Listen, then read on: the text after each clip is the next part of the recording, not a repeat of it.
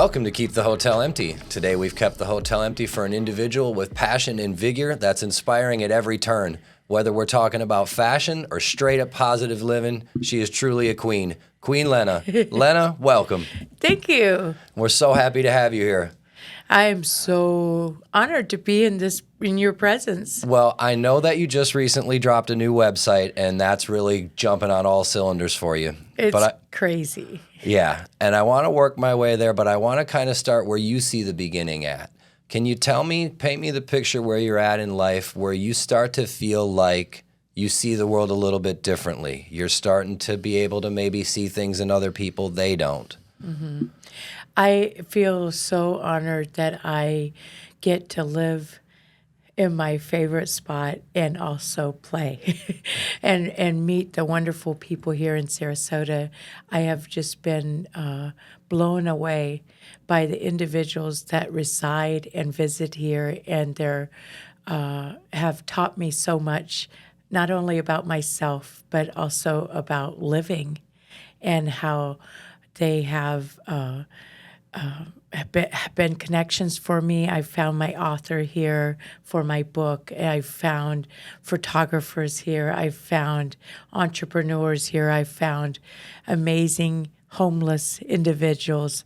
For me, it's not on your status of what size your yacht is, or right. It's more of who you are and what you think and how you think. I generally don't talk more than 5 minutes with anybody that doesn't captivate my attention or is negative. Yeah. So what brought you here? So I have been coming here for 20 years for vacation.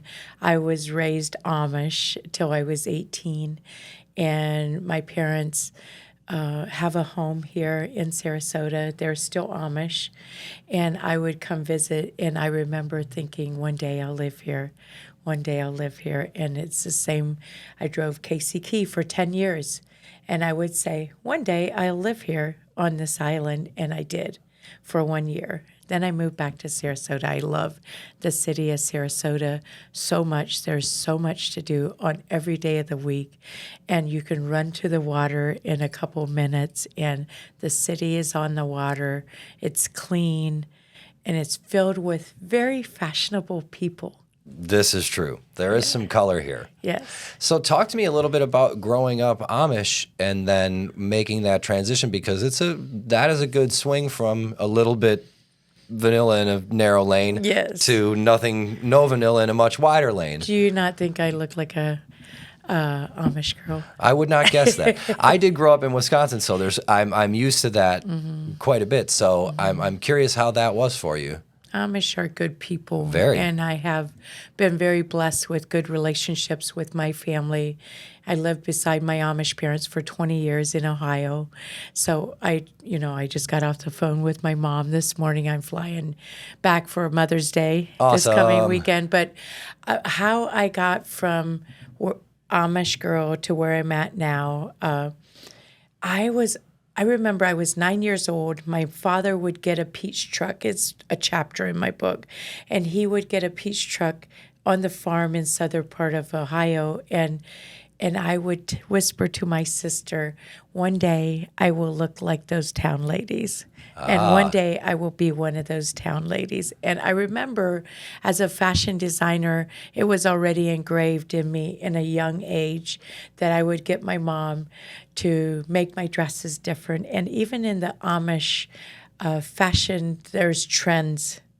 And I remember being a trendsetter in the Amish, where I would... That can't be an easy thing to do. Yes, but it was just, I've always loved to be creative in everything I do. And I believe you can make beautiful things out of nothing. It's a mindset of how you think. And did that answer your question? Yeah. Do you remember the first time you made something out of nothing? Yes. I was in a one-room schoolhouse. I only have an 8th grade education. A little bit of my backstory. I will answer your question, but my backstory is I was a fashion designer for 10 years in Ohio with 35 Amish seamstresses that would sew all my brand of clothing. Dang. Yeah, and you probably might not even know this. I don't know. But yeah, I had a brick and mortar. It was kind of like a destination location in a beautiful 1876. And I did it with my daughters. Oh, very We cool. did it for 10 years. And one day I wanted to move to Florida, and I closed it all down and moved here. And now I've rebranded myself. It was FarmHouse Frocks, and I rebranded myself into Queen's Frocks. I used to have a second location here on Pineapple for a year. Everything I do it fast and furious. And if it doesn't work, if it causes me stress or isn't making money, I'm not doing it. Right. And I'm not part of it.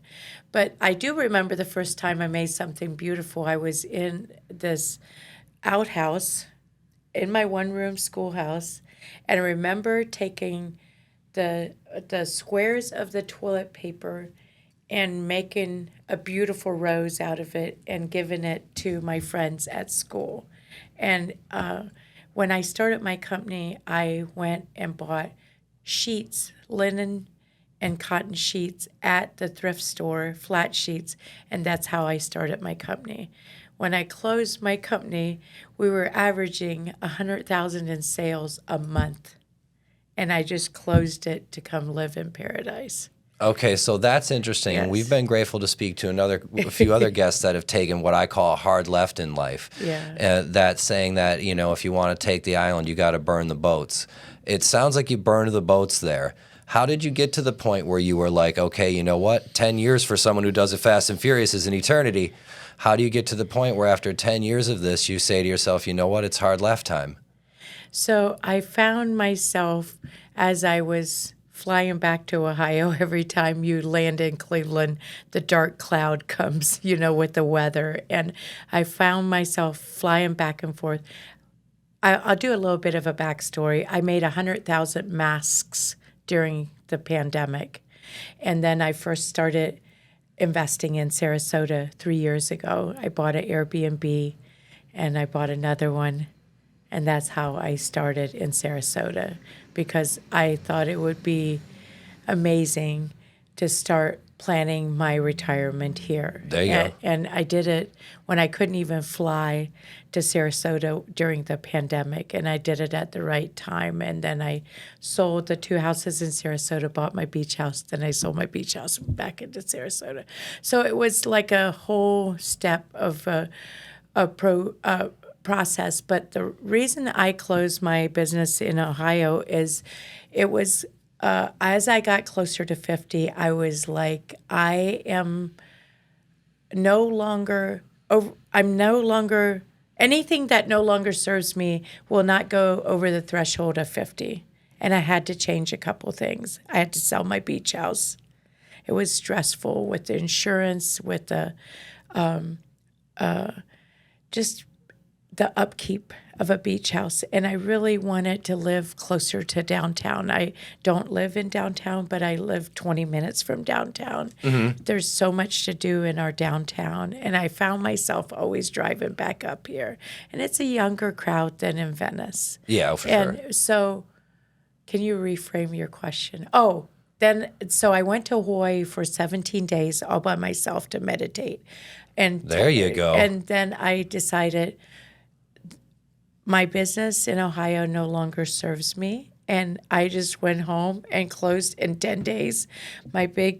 Everything was closed. And I said, nothing that causes me stress will be on the latter part of my life after 50. Now, I do still have stress. Of course. And I do have to work through it, my different obstacles. But I am learning to let go what no longer serves me. That in and of itself is a pretty bold choice and seems to be one of the cornerstones of this positive vibe you got going so strong now. How do you get to the point where you can say something like that to yourself and then actually enact it in your life? Because lots of people get fed up and say they don't want to do things that serve them. And even if they can get to that realization, they can't put it into action. Was it something that happened to you that got you there? Or was just the culmination of things and it was a time in life? It was just like I realized I have to make some quick, instead of complaining, do something about it. On my team, I always said, if you if there's a complaint, there's obviously not a system in place.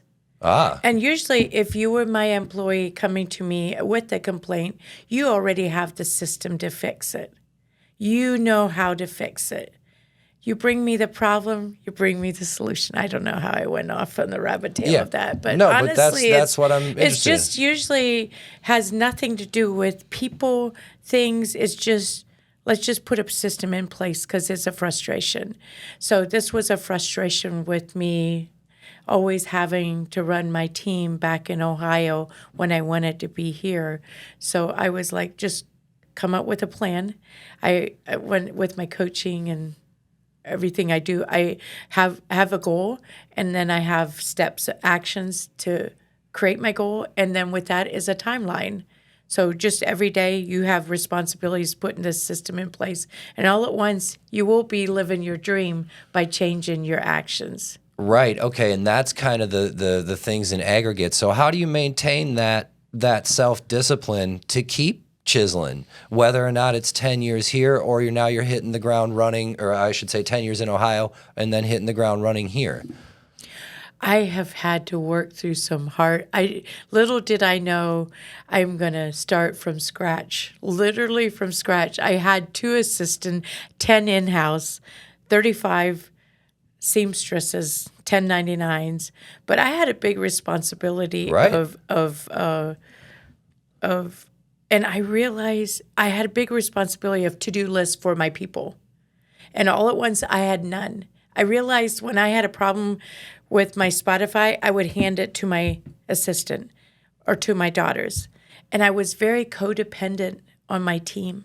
And I realized a lot of these things I had no power over because I didn't learn how to upload the product onto the website in that way. So I had to always be at the mercy of somebody else helping me how to do my Canvas, how to do my Omnisend emails. I challenged myself at 51 years old to do the photography, the videoing, everything by myself. I cried behind my computer. I sit when I upload products at 6 a.m. I'm like, what am I doing? I need to, but I'm so determined to learn all the different steps myself. And you have to go with the change.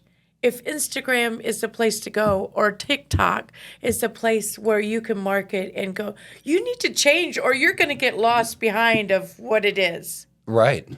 And did that answer your Yeah. question? What do you think helps you maintain that open-mindedness that allows you to pivot like that? I'm just really intentional of what feeds my mind and my soul and what I spend my time with.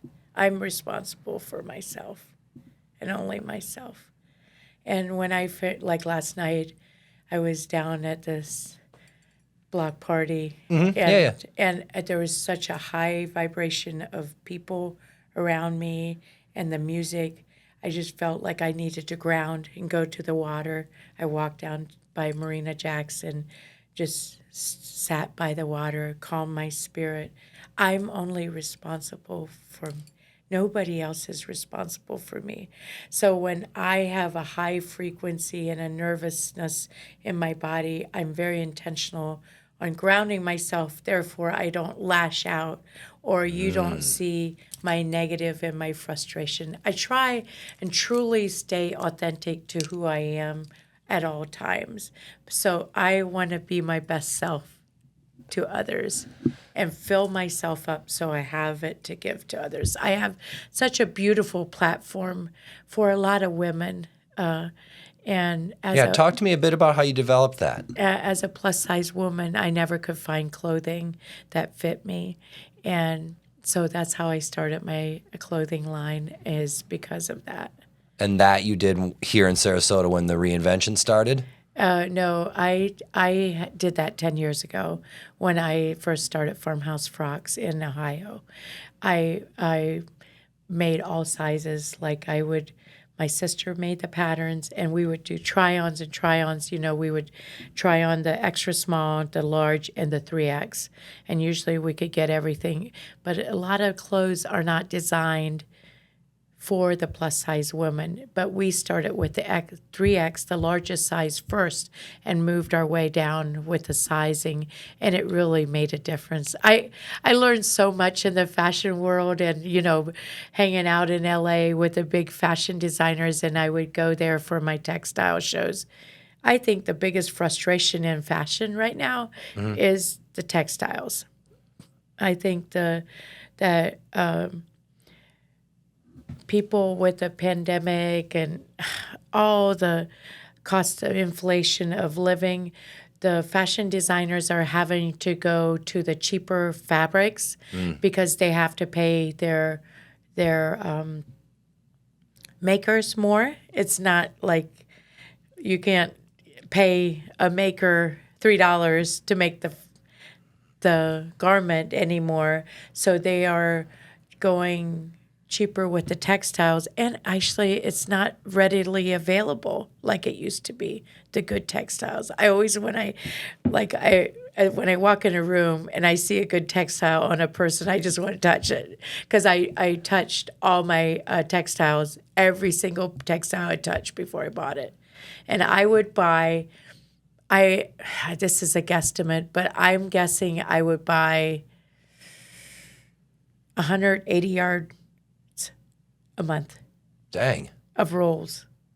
I just was hard to find good textiles. That was as I closed my business. Now I just get to buy the clothes and the accessories, and I'm also relaunching my bags that are all made by an Amish guy in Ohio. Very cool. I did keep that maker, but I don't have my makers. I don't want the responsibility of running employees. I want to try and stay semi-retired in a state of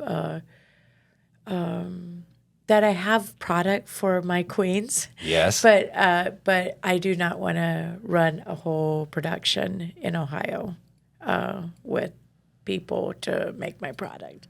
I would love to keep designing, but I'm just having fun. Right. Fun first. Yes. So talk to me a little bit about how you see the fashion industry and the garments in general. If now the labor costs have gone up and the only way to maintain these margins or keep this wheel going around like this is to try to trim the fat in the textiles and get cheaper components to make the garments. Yeah. Where do you think the trend goes with this? Do we swing to quality where we go back to better garments and we're just paying people more and things cost more? Or is this just a race to the bottom? We're kind of locked in some areas. I think it's slowly going back to how it was when I originally started. You know how everything comes around and Right. It goes a full circle. And I find that I think that people are willing to pay a little more for whatever it is and then wear it more. And I think people are seeing the value again in if you got a good linen dress with a good textile, that they are willing to pay it because they know they will get more wears out of it. I think people are going more back to the land, and to the gardening and to the original of making their own kombucha and Right. things like that. I do. It depends where you live and what's important to you. I was very fortunate being raised how I was. I bring a lot of my traditions of how I was raised, how I raised my family, and how I do life is I love canning and preserving, and I still do it. So you're not even talking about traditions that necessarily relate into the business, but things that keep you in a good spot Yes. to do the business. Yes. I just feel like it's very important to keep some of our core values. And one of the things I do that I love doing here in Sarasota is I have, like Easter Sunday, there was 13 strangers at my dinner table. Not strangers to me, but strangers to each other. They all left as friends. And I do this when I meet somebody out and they intrigue me and they're a good human. I have a good sense for that. And then I will invite them I will get their contact, and the next dinner party I'm having, I will invite them to my table, and we sit and we answer questions about each other. I love asking questions and getting to know people. And Same. yeah, I have a tendency when I meet somebody, if it's sitting beside me on the airplane, I'll just have random questions ready to get to know the person. And I really enjoy people, and I'm curious. I think it's good to stay curious. So do you think that your upbringing nurtured that, or this is the pendulum swinging the other way, being curious about all types of people? I think it's just of who I am.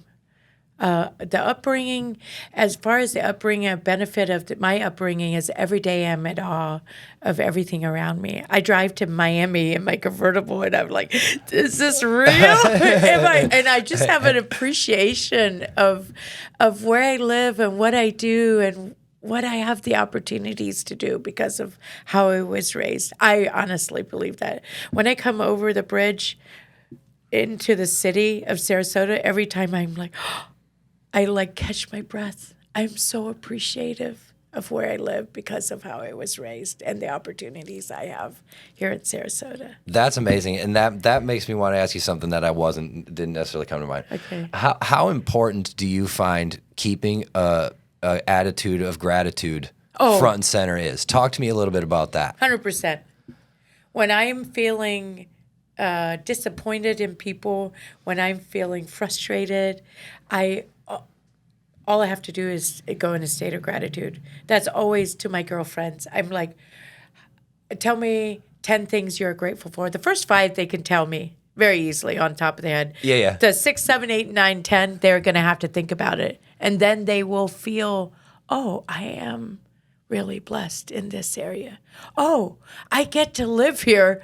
What are you talking about? Yeah. Oh, I get to take a bubble bath tonight. Oh, I get to run to the ocean today. Oh, I have shoes to wear. So there are very few. Show me your shoes. Yeah, Can you put them up here? I got the pink Chucks. Look at him. He is and the great thing is you have them in border. Yep, they got my name on them. They're pink, black, and leopard. So I love how you dress. I like to get a little bit loud as well. So talk to me a little bit about then now you have this gratitude and you've been able to share it with others. Now I want to ask a little bit about this positivity that you spread through your fashion and through your social media presence. You know, you really do, I think, inadvertently, even when you don't expect it, you're helping people feel great out there. Talk to me about how that feels for you. It feels good because I have a voice. I always say, my friends correct me. I always say, I'm just a little Amish girl. Yeah. And they always go, no, you won't get away with that. Maybe a while ago. Yeah. But I just feel so honored that I have a voice. And that I actually can make a difference in people's life on this platform. Yeah. And I can really speak the truth of, like, I try and just be really authentic every day. I might just be like, oh, I have a piece of food on me. Oh, like, I just don't care. I'll be shaving my face with my I just try and stay authentic, and that I want women to realize, or people, any people, not just women, right, to realize if you can only do you good. Don't be somebody else. Amen to that. Be okay with you. Then others, if you love yourself, others can love you too. And I always say, when somebody gives you a compliment, say thank you and accept it, because if you tell me something nice and I throw it back to you and say, oh, but I didn't get the right color lipstick on today, it just really, it makes you feel bad. And I'm not also giving the gift back to you by saying thank you and accepting it. I feel better, you feel better. And it's just the little sabotaging things that we do to ourselves. And once we get comfortable in our own skin, it's a beautiful thing. I couldn't agree more. Yeah. Could not agree more with that. So I know you've helped a lot of people be comfortable in their own skin, and now you're to the point where you're helping people dress up their skin beyond the frocks. Yes. So talk to me a little bit about how you get going launching this website and where you're at with this, because I know this was a heck of a labor of love for you, and it's kicking off pretty good. So It feels like anytime you build a website, it's like birthing a baby. yeah, It just feels like you put so much time in and so much goes in it from uploading the product, everything, the details, the labor, the things you didn't count on. But anytime you put time into something and you plan something, there is a time to celebrate that too.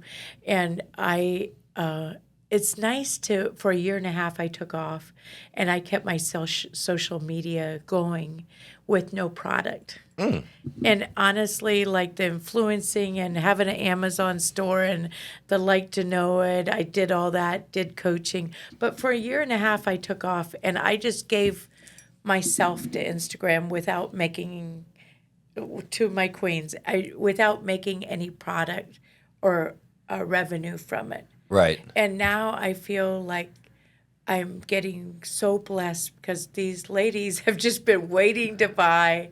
And I'm like, because I'm buying all my new, I had over 80,000 emails collected from my FarmHouse Frocks. Holy smokes. And I lost it all. What? So I, before the Omni sent, I was so over it. I said I would never do. I just want to do coaching. I want to do podcasts. I was never going to relaunch. But I got to the point where I needed to start being creative again. Right. I didn't need to start thinking creatively. I lost my earring. But so what really I think makes an outfit is the accessorizing. I'm with really, you. I'm with you. Yeah, it really makes a difference. So I like the shoes, so I like dressing up. Like even when I get dressed, I can just have a plain white dress on, but it's the accessories and the purse and everything you wear. So I'm having so much fun buying, and I'll order stuff and I'll try it out. I'll see the quality or the fit. It's a little different, but I am having so much fun every day. Every day I get boxes of goodness for my queens. I unpack it. I show them it. I pack it. I'm packing it all myself. I'm doing I've noticed everything. that. Yeah. I am having so much fun. I'm creating all these new relationships with all these different areas of people, with photographers, with even the people at the post office when I bring my fancy little leopard bags in. There you go. It's so fun to be creative again with the buying. I'm loving it. So is it weird for you to have gone from a place where you had a team around you to just flying solo, or is it just like, just so enthralling? I kind of love it. It's like I'm not having to worry about the payroll. I'm not having to worry about the responsibilities to others. And I really kind of like it. Generally, most days I can be done by 12 and head to the beach and, grab sometimes it's my product and I'll take pictures and show videos. And I love doing Instagram.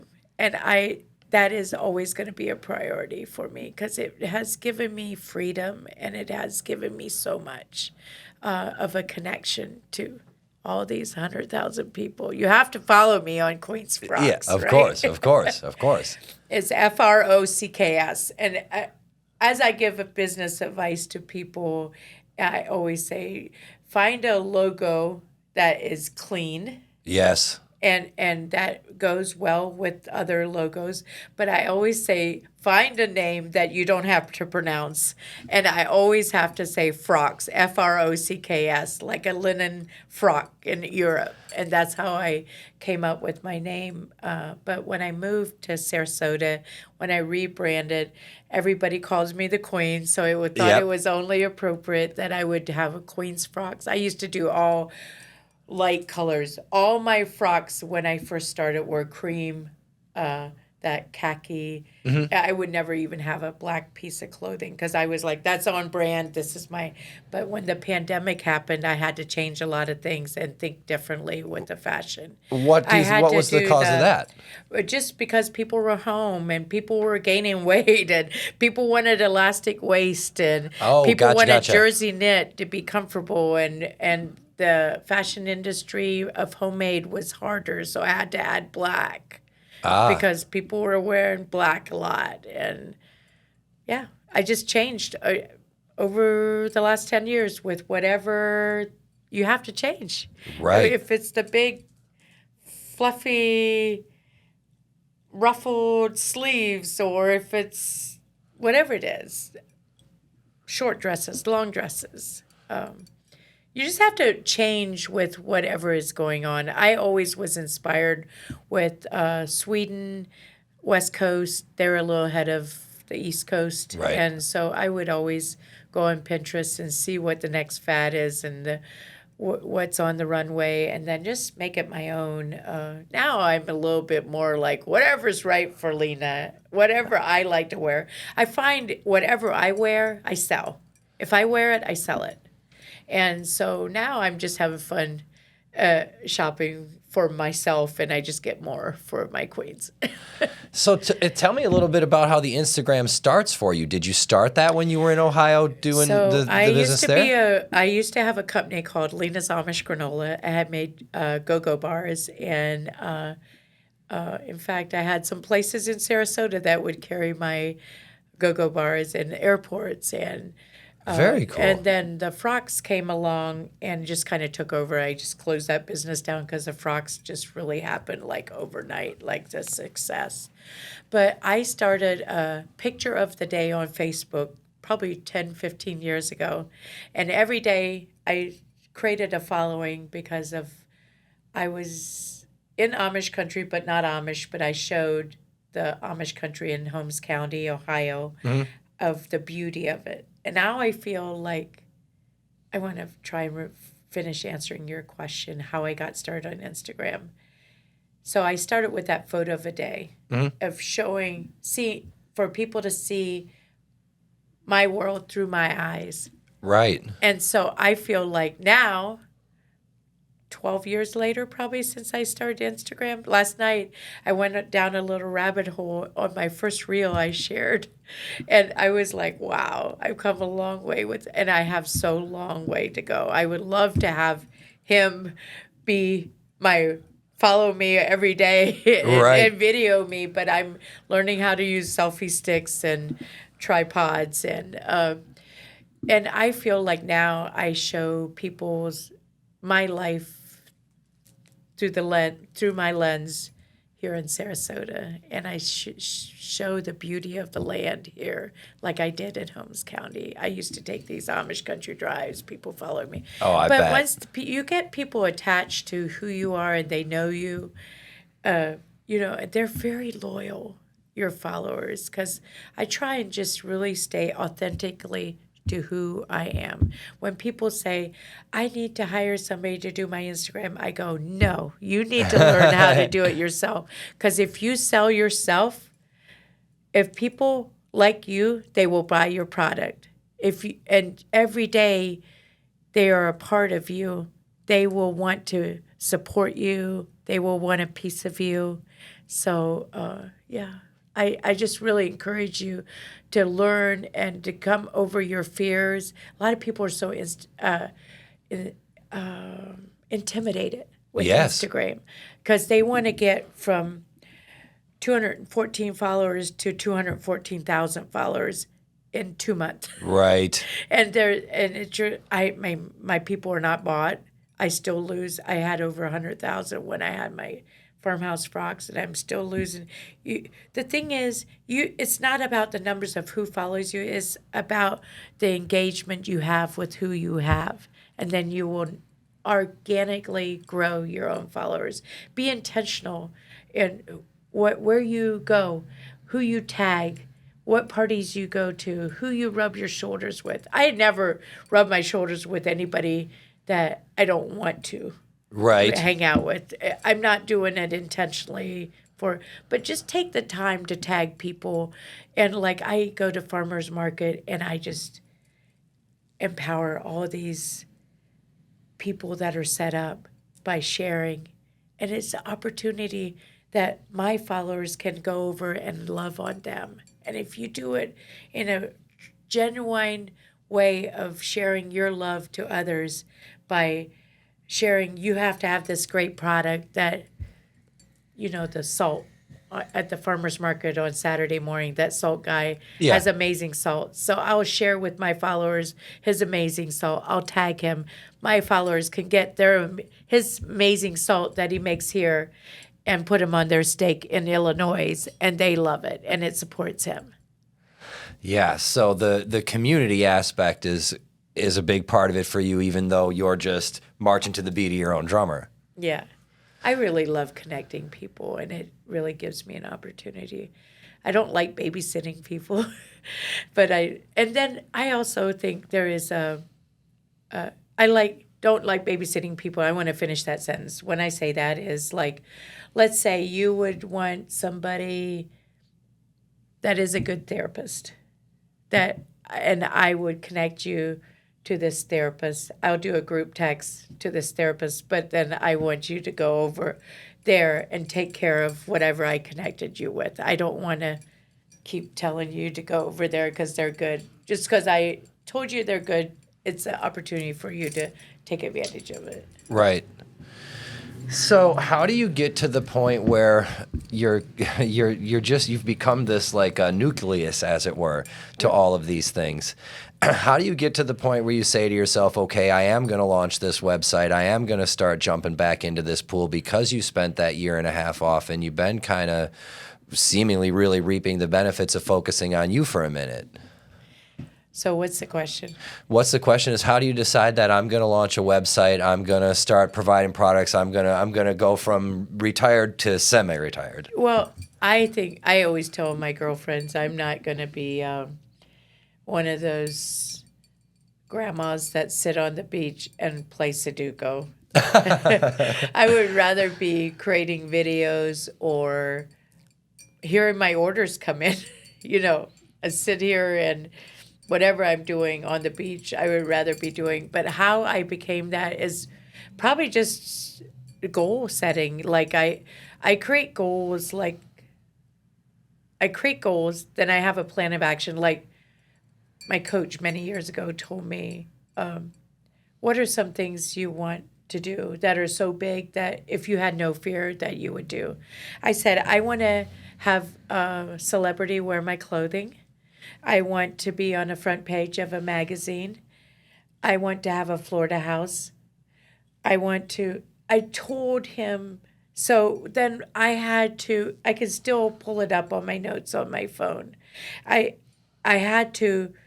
So for the magazine, I had to, first of all, get good pictures and great content. I had to build my Instagram so they see that I am what I am so I can be on that magazine. In that magazine, I could have brought you the stack, and I was on the front page. I had to know the right people, go to the right places. I had to do the research of when magazines needed what and what magazines I wanted to be in. I had to have a plan and a strategic plan. I had to do it. I had to have March 3rd, 2020, right with that. I had to put it in my Google Calendar what I had to do to get there.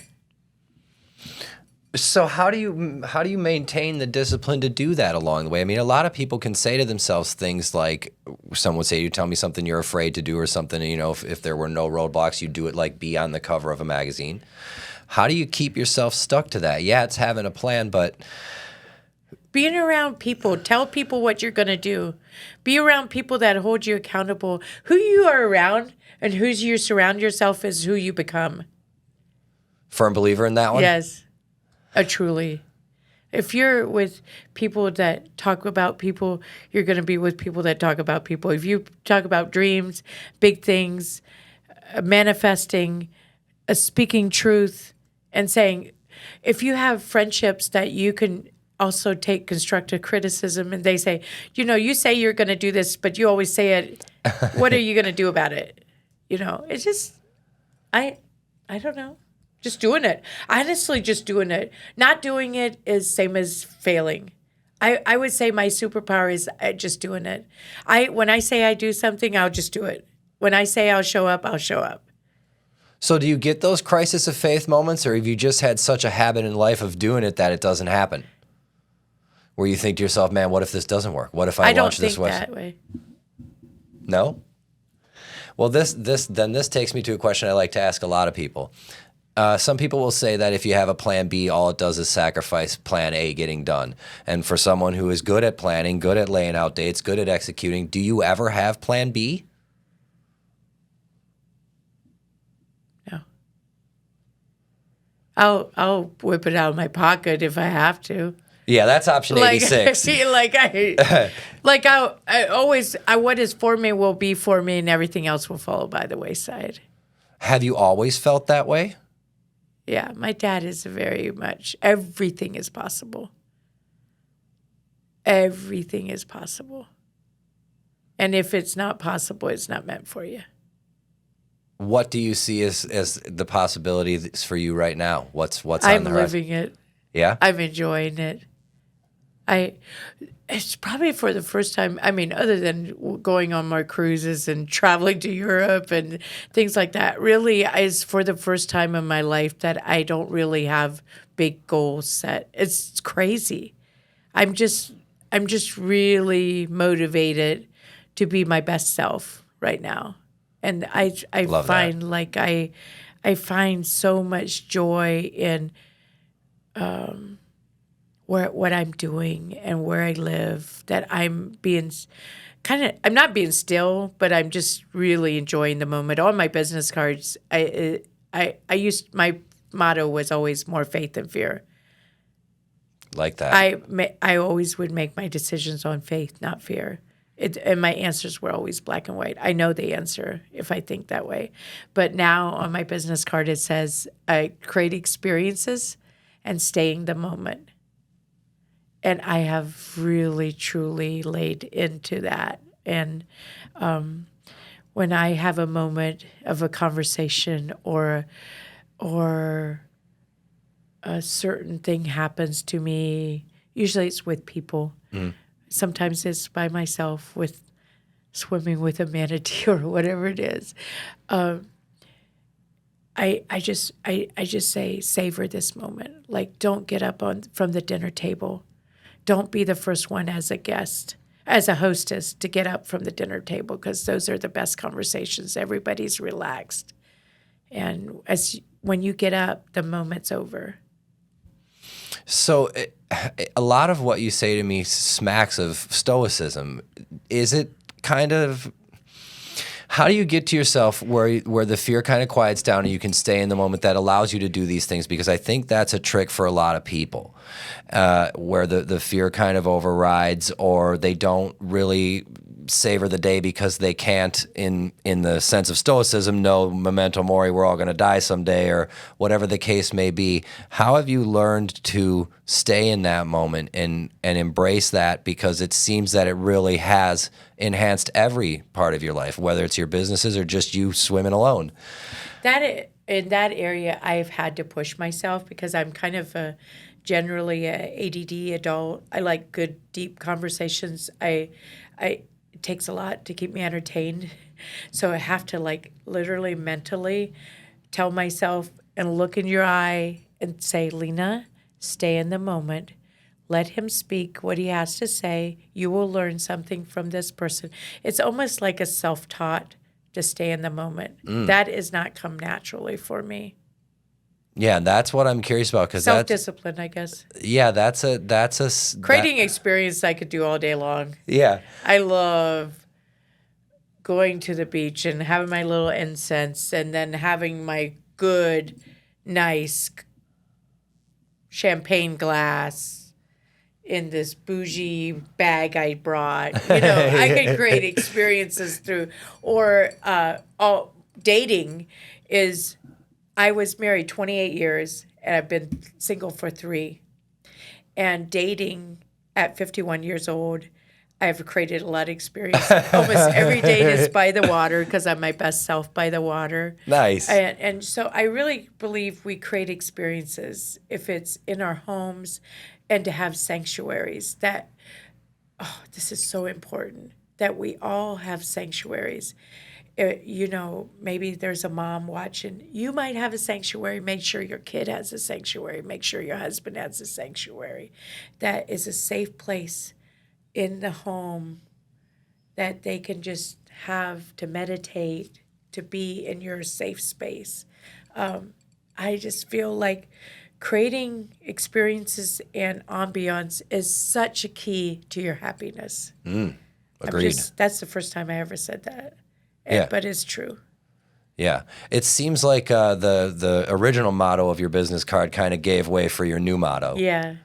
Yeah, and that's the part that I'm really curious about. How, I know it's a self-taught thing, I know it's a practice thing, but how you get to the point where the fear or the hesitation really just goes on the back burner and you're able to do these things and let your life unfurl in this way and create these environments. Because if you've got a clouded mind or you're second guessing yourself, you can't even create the environment to let yourself go in. So I'm wondering how you start to really break the chain. Are you talking about like women or people that have depression? People that, yeah, depression or general hesitancy in their life to just go do it because fear supersedes what the moment's offering. So I don't watch TV. Ever? Ever. There's no TV in my house. There's a TV, but it's hooked up. It's a decoration. I think, not that I'm saying that there's anything wrong with TV. I just choose. That's what I choose. Because that's a lot of idle time. So if a lot of times people are depressed because they didn't deal with, whatever it is that bothers them. If you're just watching TV and the laundry's dirty and it's making you feel bad, just get up and do the laundry and feel better.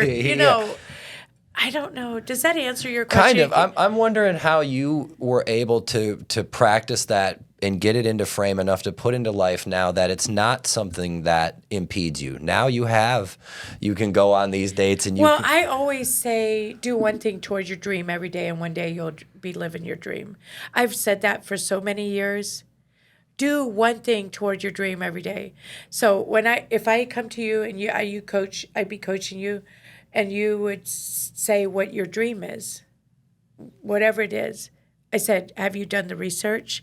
Have you done what you need to do to get here?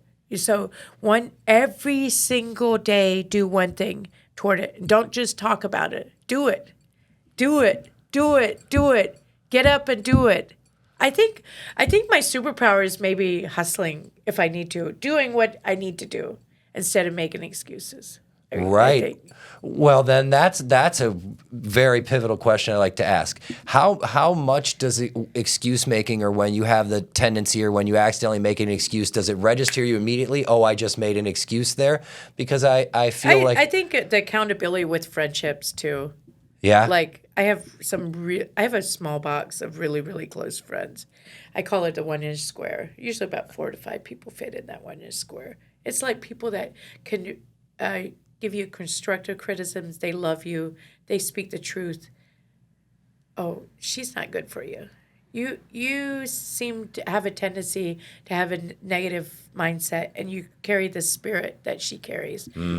Whatever it is, that they can keep you aligned, accountable, and say, what about this goal? Are you not interested in that goal anymore?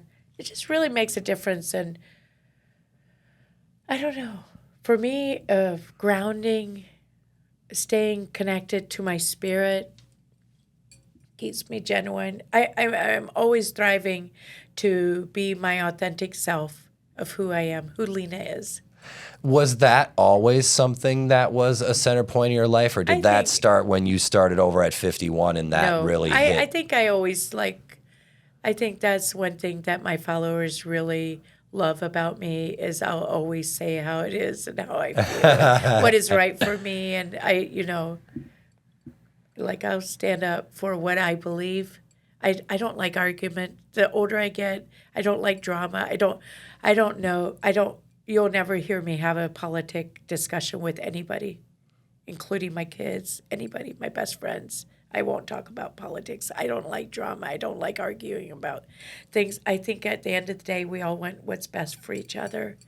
And I just choose what conversations to have. And if you see me out and about, usually I'm talking to a stranger and getting to know somebody that I am intrigued with, and they can teach me things. And so having the genuine connections and the open-mindedness is definitely some of the pillars of Lena. I can see that. yeah. What are some of the other big things you see right now about your personality that help the world gravitate towards you and allow you to empower people through either just the garments you provide them or the interactions you have with them?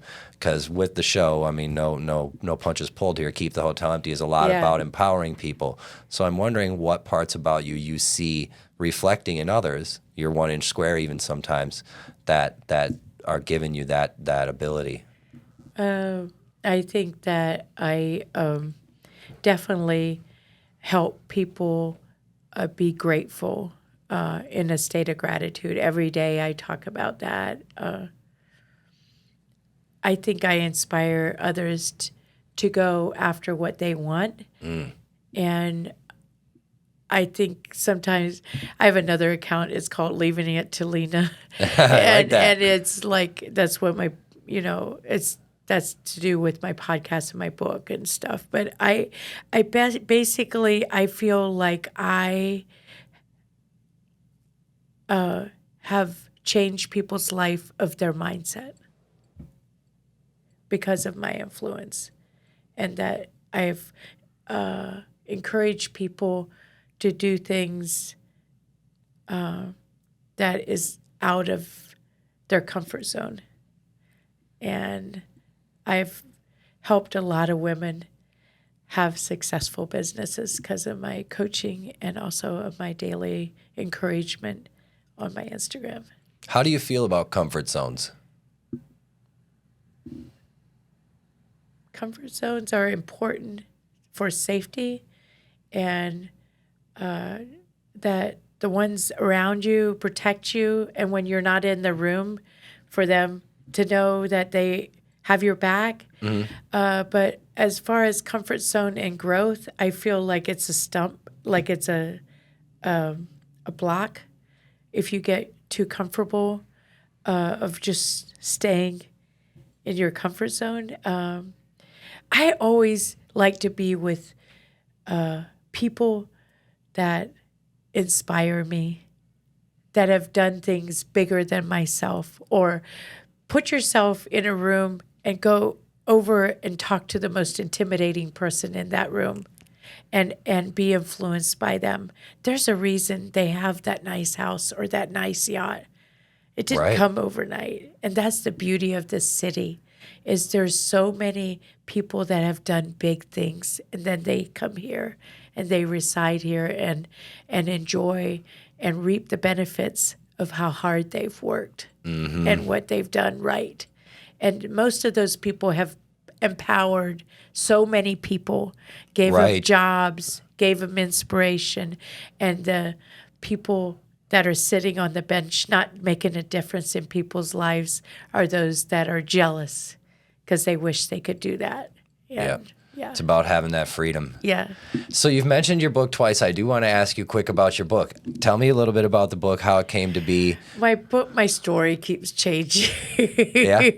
I was on 6th chapter for 3 years, and then I had a publisher, and then I got the divorce, and then your family's involved, and then everything changes, and you want to always be very respectful to those that are mentioned in the book, yet they are not, But you got to tell the story. Yes, and so, yes, it's a work in progress. I think I should just go on an island for maybe a week or so and just isolate with my ghostwriter that I have met here. That she's amazing. She's done a lot of writing for big people, and it's a work in progress. I can't give you any updates on that, but I always think, next month. So maybe that's my big goal. I need to reset Well, you always got to have with something. a timeline. Yeah. You can't kick all the asses. You Yeah. got to leave one to get to. So let's get you out of here on something fun. What's the thing you are most excited about in the immediate future? You got all these balls rolling. You got all this cool stuff happening. What's the thing that if no one sees any of your stories or anything, what's the thing that's firing Lena up in the vacuum? I am actually starting my podcast within the next couple weeks. Oh, and shout out. I'm really excited about that. I just think growing my brand now with Queen's Frocks and just starting to, I also want to be private labeling, with that. I'm excited to do that. I'm going to be traveling a lot this summer. Heck yeah. And it's to do with my brand. I'm excited about that. Honestly, I feel like every day I'm in a movie. And I'm living here, and I'm living my best life here. Honestly, I love where I live. I have no desire to go anywhere else. I want to reside here the rest of my life. I love Sarasota. Yeah, it's got a particular gravity to it. Beautiful people. Well, Lena, I've had a great time hearing from you. I'm inspired. I'm jazzed up. I'm ready to rock. But I was when I knew you were coming, so I'm not surprised that I'm feeling that way now. Oh, thank you for having me. Yeah, 100%. And we will definitely have you back once you got your podcast going. Anytime you got anything you want to talk about, you're more than welcome here always.